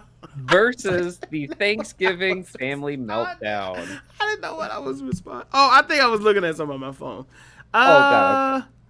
And the haunted house doesn't necessarily need to be scary. It's just like the characters go there for a plot point. Like I always feel like, you know, I mean, there's so many stories where it's like, oh, meet you at the haunted house. Give me Thanksgiving Family Meltdown. I feel like I've seen Yeah. a lot of black cinema where the dinner table where they Oh, go around, that's where yeah. it goes Yep. down and some I agree. drama or something funny happens or just being around the dinner table. Yes. So give Yeah, me I just feel like Thanksgiving that- family meltdown. yeah. I'm there too. I'm with y'all. Yep, I Haunted agree. House, it makes me think of the Disney, like Eddie Murphy Haunted House. Yeah. That was the first thing I thought Yeah. about, which is a fun movie, but not typically one that I would lean to. Yeah. Give me Rekindle Old Flame at Thanksgiving. I don't do anything with a fucking corn maze. Really? That's going to no turn. corn maze? Fuck no. No. So this is corn maze versus rekindling an old flame at Thanksgiving. I'm not a horror man. One Okay. aspect for this of like one thing that's factoring into my decision making is its versatility to be used in more than one genre of movie. Yeah. And it does feel like Corn Maze is really hyper focused on like I can't see anything but horror happening. That's Yeah. all in a I corn see is. maze. I thought So- of Jeepers Creepers immediately. Like Yeah. that's yeah, no, That's a I'm good. point. So as much as it pains me to say rekindle an old flame at Thanksgiving, rekindle an old flame at Thanksgiving. Yeah, I mean, like, I'm really trying to think of other movies that use corn mazes for literally anything other than scaring people, and I No. can't. I really can't. No, So, there's no one. that's There's no other reason to use it. Congratulations. Rekindling that old flame at Thanksgiving, which is What more of a movie is Hallmark that? trope, but it is still a trope. Barf. Okay. Oh, I'm really excited for this one. Cozy sweater. This next matchup is the homecoming dance versus a cozy sweater. What is I don't Does it have to be the homecoming dance, or can we insert school dance? I mean, I think homecoming is very specific. Does it have to be homecoming? Yeah. I feel like it has to be a homecoming dance because I feel like if you get into school dance, it gets very generalized. Why do you ask? Why do you ask? Because for me, I always had this vivid memory when I was in high school of like the Sadie Hawkins dance always was in the fall, and it Oh, always had really? this like fucking. I only went once because I was a nerd, but like it always had this like fucking like flannel and hay bales, and it was always somewhere outdoors. Like so for me, it's ingrained in my head as that, and that was always the bigger deal than the homecoming one. I don't know why. I maybe have some things to unpack here. No, it's fine. It's Trauma fine. dumped It's the fine. fuck out there. Sadie Hawkins dance. I'm gonna put myself on timeout just for No, it's a fine. brief No. moment. Come back. Stay with us. Stay with Sadie us, brother. Hawkins Stay was with us. also in the fall for my school, but like, What is no, is that a thing? it's when the It's where the girls ask the guys. guys, which I was always kind of weirded out by, like Gender but it's norms. fine. Right? It always kind of felt like, hey, you can turn it around. Whatever. Now, if Back this to was a bracket. different podcast, I'd be like, yeah, they ask, but the boys still pay. Like, that's not a thing. I'm gonna go with cozy sweater. Yeah, it's cozy sweater by a mile for me here. I like there's movies that have homecoming dances, but none of them stand out to me. Even Spider-Man Homecoming has a homecoming dance. No, we're not an alpha male podcast, which is what Doug was making a joke about, which is also why Marcus has like removed himself. So I'm gonna lock in cozy sweater, and maybe we can. Wait. I just want to vocalize. This is not a red pill podcast. No, it is not. Please. I want to No, go it's homecoming dance, and I want to just move the fuck on. I'm going to go homecoming Okay, dance. Marcus went No, it's not. homecoming dance. And like Brian said, Doug this and is I not go an cozy alpha sweater. male podcast, which is what I was getting at. All right. Hey, what about our next matchup? How do you guys Those feel fucking about guys college suck. campus coated in leaves versus Friendsgiving? College campus coded Which in one do you leaves. like more? Which one do you like to see? I probably would say, ooh, that's tough. A Yeah. good modern Friendsgiving movie is pretty good sometimes, but Friendsgiving it feels too close to the Thanksgiving theme to me. It also Yeah. feels really also Friendsgiving is very new. Like it's last 5-6 years. So like I'm going college campus coded as leaves because it's timeless. Like it's you can watch a movie Yeah. from the 70s and you're gonna see that, and you can watch it from now and you'll see that. Friendsgiving feels very much like we made this in 2022. I Like, wish I could think yeah. of some Friendsgiving type movies, like right off the top of my head. Maybe one hasn't been made. There is literally a movie called Friendsgiving, but like I don't Yeah. expect anyone to see that. But like even technically, Spider-Man technically does a Friendsgiving. That is true. They in do the Tobey the- Maguire yeah. movie. Like Yeah. they invite flipping Oh, Norman Osborn to their They- Thanksgiving. That's I when mean, when she smacks his hand for eating the turkey, he come back and Yep. blow that bitch out. So Yep. what that shit was great. Finish it. Deliver us from evil.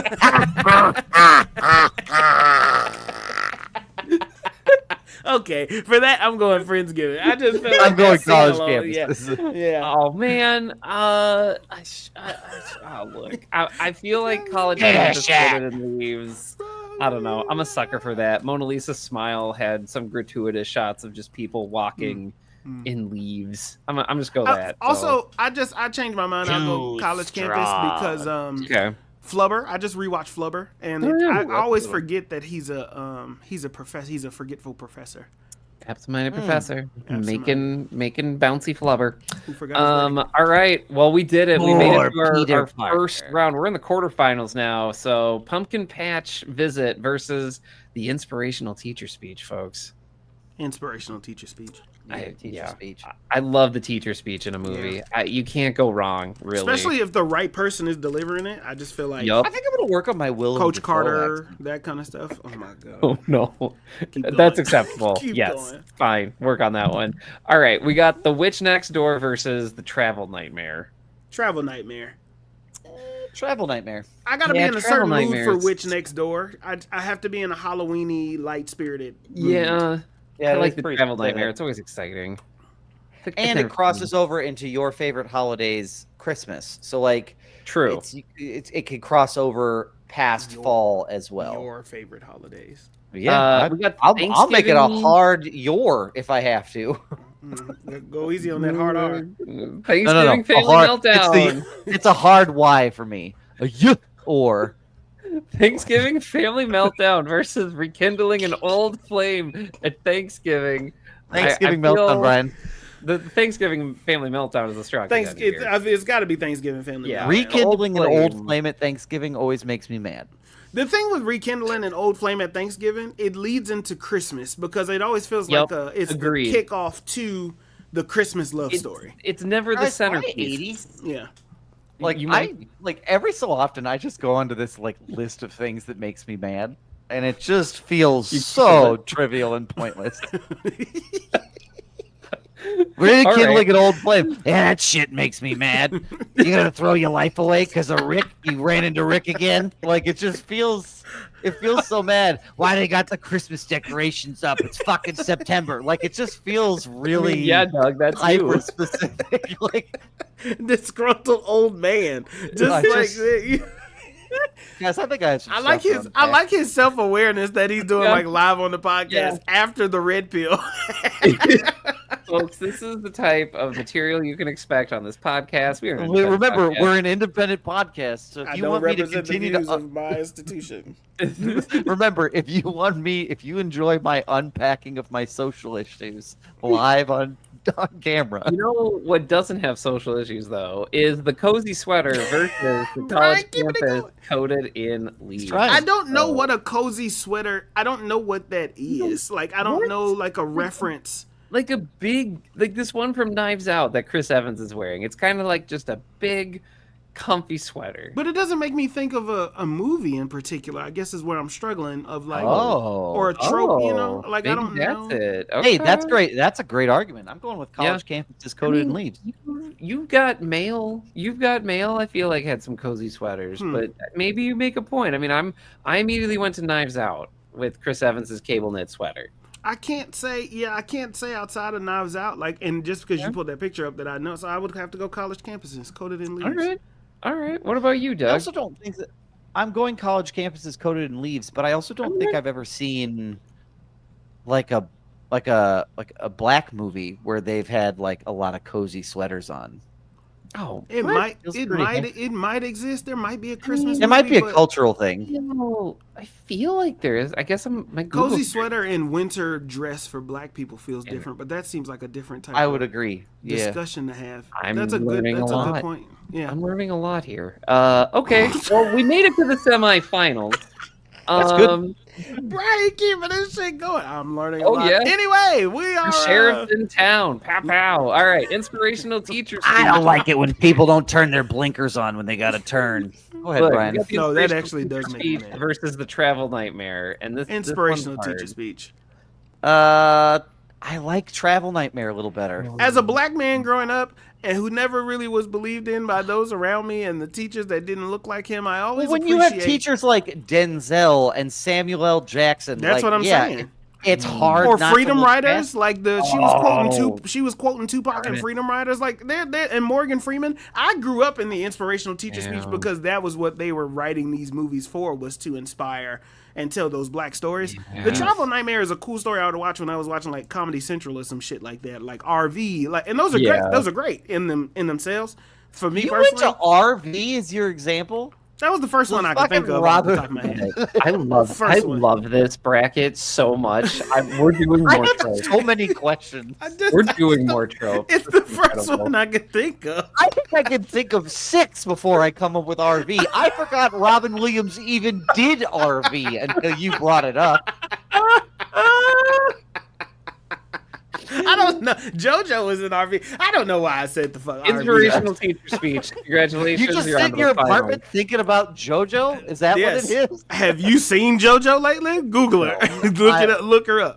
My Hold search history is going to be all over the place. Okay. Because I got to look up sweaters. And algorithm's gonna be fucked. black That's movies. that's Captain Courageous for you. Yeah, that's me. Okay. And then now we have the Thanksgiving Family Meltdown versus College Campus Coated in Leaves. Thanksgiving Family Meltdowns gives you more entertainment, or it makes it dramatic. It depends on what the movie is. Once again, these are more black movies that I watched growing up around like Thanksgiving Family Meltdowns. Sure. So for me, that is where I'm leaning towards. The College Campus Coated in Leaves is cool, but I lean more towards the Thanksgiving Family Meltdown. Yeah. I think those are more entertaining. Yeah. Thanksgiving Family Meltdown by a mile to me. All right. Well, this is our finalists. Inspirational teacher speech versus the Thanksgiving Family Meltdown. See, this feels like what kind of movie do I want to watch? That's exactly what this whole thing Yeah, has been a little for me. bit. Yeah. A little bit. Do I want to watch something inspirational, or am I interested in something a little bit more comedic? Well, I guess I don't necessarily lean towards comedic for Thanksgiving Family Meltdown. Oh, I Because definitely do. there's an old movie, there's a lot of movies where black, not Big Mama. Oh my God. You have a bad habit of going to the worst example first. What? No, not Big. No, not Martin Lawrence. Big Mama. Big Mama is in it. And I she thought you meant the passes Martin away. Lawrence Big No, Mama. no. It's a different. Sorry, movie that's that on I was me. thinking No, of. that's on me. That's no, on it's me. okay. It's okay. It's okay. It's okay. Oh, my best hold travel movie is RV. My best Thanksgiving movie is Big Mama. Oh, fuck. That's not helpful at all. If I ever heard, yeah, that's funny. That's funny as fuck. Black Thanksgiving movies. Y'all got quiet. What everybody thinking? I'm going Thanksgiving Family Soul Meltdown. Food. I was thinking of the movie Soul Food. There you go. Okay. I don't know. This is tough. This is tough. What my favorite trope here is. I think. Best Man Holiday. Wow. Oh yeah. I'm going. Ooh, that's tough. It's hard because there's so many good, just good teacher moments that are just so. Yeah, I think I'm going here. Even Remember the Titans, even though Denzel is not a teacher, he's a coach. That takes place.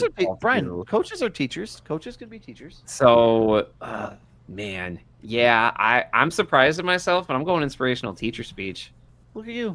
I'm also kind of surprising myself because this whole time I've been ride or dying on inspirational teacher speech. But this is a list of black movies that might not mean anything to you all, but That's cool. List them out. this is like Soul Food. Guess Who's Coming to Dinner? Oh, guess who's coming to? Oh my The god! that's a good Temptations, one. The Color Purple, She's Gotta Have It, Crooklyn, Best Man Holiday. Like there are a lot of really good black Thanksgiving movies for me. So now I'm kind of like, ooh. If I had to pick what I wanted to watch that would make me feel cozy and make me feel good, because in order to get to the inspirational teacher speech, there's a lot of hardship that you got to go through in order to get that moment.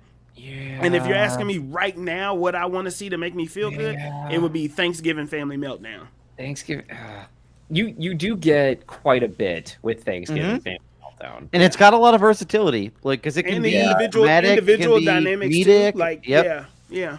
Yeah. All right. I'm switching my vote. I guess Thanksgiving Family Meltdown. I think has it. There you go. All right. Damn. That's it. There it is.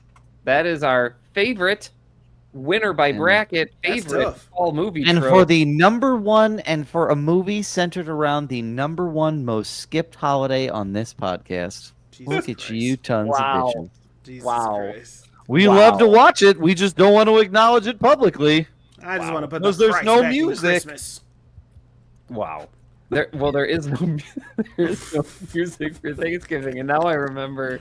I believe Doug came up with like a jingle. He did. He did. Thanksgiving, which I don't I recall. haven't and I'm written not- it, but I'm gonna write it.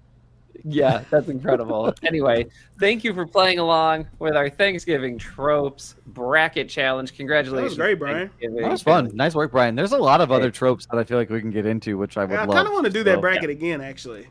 I want to do mean, that more bracket, tropes. but like I want to do that bracket, but for things like rom-com tropes, because those would just set me the Those fuck would be off. good. Oh That my would be gosh, good. that might. That would be long. 80-year-old man me complaining for a solid 20 minutes. I mean, honestly, I have a cheat code because Maggie knows so many of the romance tropes of just Yeah. like older gentlemen meeting younger, like age gap, like enemies to lovers. Oh my gosh, yeah, that'd be great. I'm into age gap. I think I would pick that one out of those ones. But anyway, continue on. That's okay. Great. Well, that's all I have for this time at the podcast, and I don't know how to transition away from that. You can't. Nothing you can do, Brian. Brian, that was an impossible task. But you know what wasn't an impossible task? What's That that? goddamn bracket. You crushed it. Nice work, Brian. Thank you for your support. That was Absolutely. interesting. Gentlemen, Christ. anything else that you all would like to cover on this particular podcast? He said, "I'm into the age gap." That's what he said. We're all set here. We're all fine now. Look, here. look, Brian, look, Marcus, you're into it too. You could deny it, run from it. It arrives just the same. We know you're a MILF guy. We know Reba was your first crush. Age Yeah, gap that is true. arrives just the same for you. That is true. Well, I do want to play some. I do want to play some music on this podcast just for a little bit, if I can get like at least a minute in. all right. This just to kind of wrap up the pod. Very proud of my friend, my brother Soul Tie. He put out a 2-pack of music, and it's called The Golden Hour. And he's got Find Our Way, and he's got Feels Right, and I think that people might like it. He's been in his country bag lately, but I really feel like I want people to listen to Find Your Way. I always mention Soul Tie on this podcast, but he produced, wrote, mixed, mastered, and like made the beat. Whoa. Wrote these lyrics. Like this is all him 100% of the way through. And so I just want to play a little bit of Find Your Way because it's been like stuck in my head this entire time. So Let's do it. if you all don't mind. Not at all. Everybody, this is Soul Tie, SOULTYE. Golden Hour is out right now. Make sure you go listen to that. You can get it everywhere on all your DSPs. Shout out to Soul Tie, baby. Always pointing out the worst to me. One mishap, you gotta make a scene. Eternal screams, they won't intervene. Thoughts ring loud, sounding like a melody. Arms start folding, eyes start rolling. Just because I told you don't know where this going. Maybe I should settle and stay at home. The grass ain't green or what I'm always told. Foot on the brake, made a mistake. This dope feeling I just couldn't shake. Box right in like a wooden crate. Hate to hurt you, but I guess it's too late. I already told you that this a waste of time. Cause I don't wanna bug you with all this on my mind. Cause I don't wanna wait, bake, take a break. Get you bent all out of shape. Hope you know that this okay. We're the lost souls trying to find a way. Hey, hey. So that's Soul Tie, Find Your Way, SOULTYE. Golden Hour is out right now. You can go stream that. He's got a 2-pack out right now. You dig what I'm saying? Oh, I love that. It's a vibe. man. Marcus, I've you been want to leave listening that? to it You want to all leave that playing while we close it out? Oh, You for wanna let that play in the background while we close it out? Let's do it. Might as well. Yeah, can't hurt. Can't hurt. Brian, you want to go over what you got to plug while Marcus brings that up? Yeah. Hey, folks. Go check out thelovenerds.com. My wife, Maggie, owns and operates that business and site. She's the one that encouraged me to go down this path of watching all the Scream movies this scary season. So go show her some love. Go over at thelovenerds.com. Absolutely, Marcus. Make sure you go stream Soul Tie right now. That's all I'm gonna do, plug this time. And you know, I can plug my own shit any other time. Very proud of my brother Jarrell. Go stream Soul Tie right now, SOULTYE. Make sure you follow the mantra, never offended, always humble. Hey, all I can really tell y'all out there, man, it might feel like a shit show, and it like the world feels like it's on fire, but you can't freeze up. You know what I mean? Like we gotta live the lives that we're living, no matter what is happening. The bickering back and forth, the tit for tat shit that's happening. Although it does impact us and impact our families, you know what you can do is just live and be a good person, right? If the system is broken, and if the system is flawed, all you can really do is control the pockets of the system that are around you and make them more inclusive, make them more loving, make them more fair, no matter what it is that you're doing in whatever area that you're in, because in order to fix it, Band-Aids aren't enough. However, we can be consistent and maintain these patches of inclusion to set an example for other people. So just do the best you can as best you can because you can. And after that, man, you got to put it in the hands of those around you. So just hang in there, hang tough, baby. You know what I mean? Well said. Absolutely, well said. I want to plug this podcast. If you enjoyed our bracket as well as our other conversations, recommend this to a friend or a family member. Best way for things to grow and for us to get some more attention, some more listeners. That would be great. We're still working on a Patty Family revamp that is coming. We've all been a little bit busy at the moment, but stay tuned. That is on its way. I know we've said that the last couple episodes, but I absolutely mean it. But yeah, that's what I got. Just the recommendations. Following us would be absolutely great. We do have a 3-step process to success. So, Brian, what is that first step, sir? Hey, folks, I'm here to tell you to read a book. Pick any book, even an audiobook. If you have Spotify, you have access to audiobooks. Go read a book. You do. Absolutely read a book.